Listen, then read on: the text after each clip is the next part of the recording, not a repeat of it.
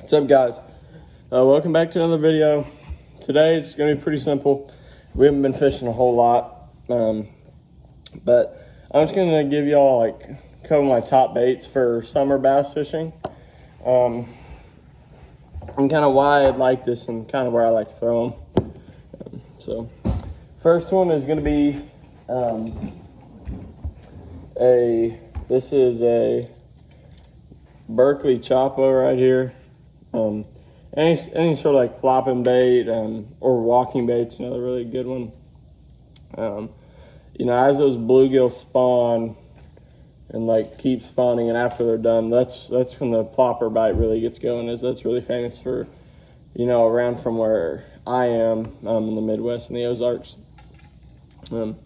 This is a black on black's probably my favorite color for pretty much any situation. Normally we'll be throwing like 50-pound braid of this mostly. We just have mono just because we haven't been throwing it a whole lot, so we don't really have a great setup on it right now. But I normally like to fish just on like a 7.3 medium heavy-ish rod, 7 foot to like 7.3, I'd say medium heavy for the most part, just because especially once you get to the bigger size of the plopper, it's pretty big. And also, you're able to get that power where you can boat flip those fish really easily and just winch them in. That's really my setup for the plopper. You can do this all day. It's kind of famous, you're not going to get nearly as many bites like during like the midday portion, but sometimes they can be like the biggest fish of the day. I really like to throw these on, wind helps a lot with this too. Sorry, like windy points, bluffins is a really nice one. Channel swings, stuff like that. I like those areas a lot for this technique.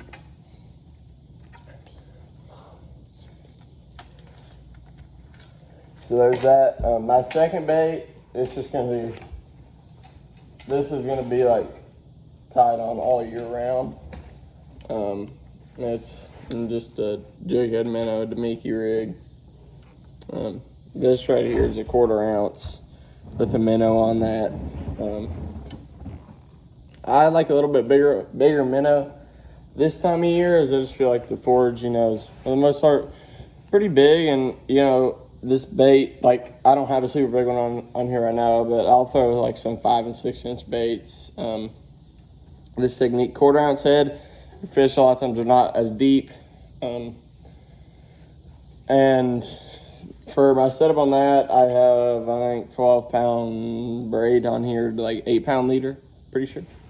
This is on a 7.4 medium light, Halo HFX, one of my favorite minnow rods that Halo makes, as well as like the 7-foot medium light and the new Justin Hammer scoping rod, which I like that new scoping rod for heavier heads a lot. But I'm not using that a lot, or the heavier heads this time of year, so I use that for my different techniques. And same places you catch fish in the winter, you can catch fish on this. I like it around timber a lot this time of year. And then especially once you get that bigger minnow, you can sometimes throw this over a brush pile and draw some fish out, just because that bigger minnow has so much more drawing power. But we went the other day, we didn't film it, and we had this one spot, and like we had our limit for like, it wasn't big, it was like 12 pounds in like probably 30 minutes or so. Just like this, just throwing it where you would like in the winter time, we were able to find some fish on that. But so that's going to be just all year round for the most part. You just have to adapt to different like areas and head sizes and the baits on that, really. But timber a lot, and then like some points, stuff like that, like bluffs. Then the next one is going to be big old football jig. Just like this one right here. There's a 3/4 ounce football jig. I've got this on the new Justin Hamner jig rod, the 7-1 medium heavy. It's turned into my favorite jig rod, even better than that 7.3 medium heavy I used to use.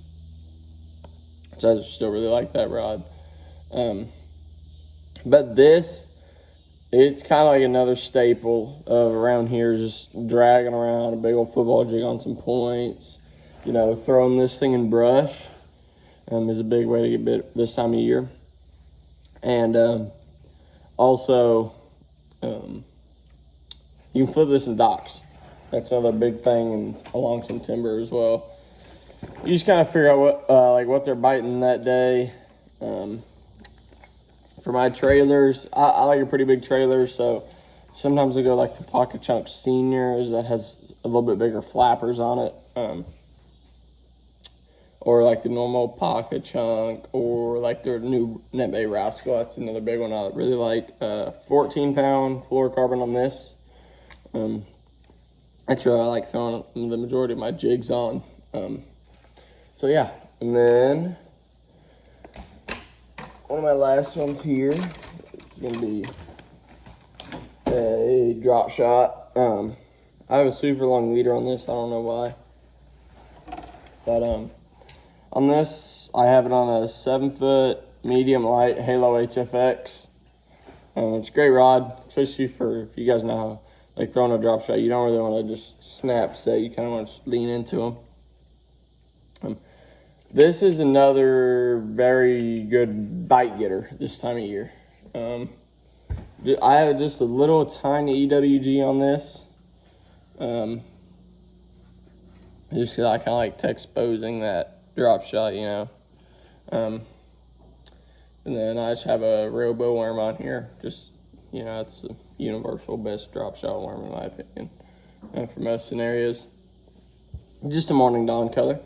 And you can also throw this thing in, like, you can flip it around some docks, like the front edges of those deeper docks. A lot of times on like the cables, like, especially like spotted bass will be sitting on them. So you can go and catch some spotted bass pretty quick. Timber, obviously that's another pretty big player this time of year for down here. And then brush piles. This is another very good bite getter in a brush pile. Like if you just need to get like a 5th keeper or something. So I really do like throwing that around sometimes. You know, a lot of times using your forward facing sonar. Just everything like that. And then my final bait is going to be, sorry, I gotta get it out of here.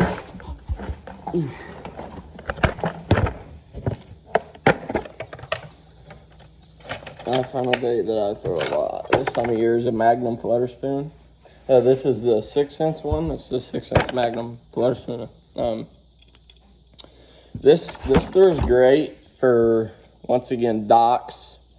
As this thing, whenever it falls backwards. So if any of you guys have like seen what I've seen, where you'll look under a dock on your live scope and you'll see fish that are like underneath the walkways, and you can't get any other bait to them. You can flip this thing in there, and it'll fall backwards and allow you to put a bait in front of those fish who've never seen a bait otherwise. I really like that. You know, most of the time on the same setup as that plopper that I was talking about over there, that 7.3 medium heavy. Great starting point. Or, you know, like a 7.5, 7.6 medium heavy if you have one. 20-pound fluorocarbon for me. That's what I throw it on. It's just, I mean, they're not going to be line shy with this huge thing flashing in front of them. And then once you set a hook, you just, like, a big tip on this is to, like, don't let them fight as much, kind of like glide bait, is, like, whenever they jump, they have so much leverage with this big old heavy frying pan pretty much. And it just gives them so much leverage to throw that, especially when you only have one treble hook on here. So I like that. And you can also throw these on like brush piles and stuff. And timber once again. You can kind of see I really enjoy doing those 3 things. But yeah, Thank you guys for watching. That's just going to be a couple baits that should help you maybe hopefully get a couple more bites, you know, in the dog days of summer, whenever it's hot, before the fish start moving in their fall patterns. Thanks for watching. Like and subscribe.